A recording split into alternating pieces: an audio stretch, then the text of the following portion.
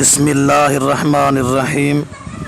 ایک صاحب نے سوال پوچھا ہے کہ اگر سفر کی حالت میں ایک آدمی بجائے قصر کے دوگانا پڑھنے کے بجائے 4 رکعات ہی پڑھ لیتا ہے، مثلا ظہر یا عصر یا عشاء کی، تو کیا اس کی نماز ہو جائے گی یا نہیں؟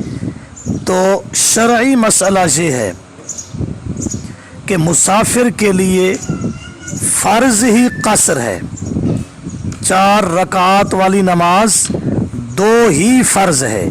اس کی مثال ایسے ہے جس طرح صبح کی نماز 2 فرض ہی ہے، اگر ایک آدمی 2 کے بجائے 4 پڑھ لے، ظاہر ہے اس کی نماز نہیں ہوگی اور اعادہ یعنی دوبارہ پڑھنا واجب ہوگا۔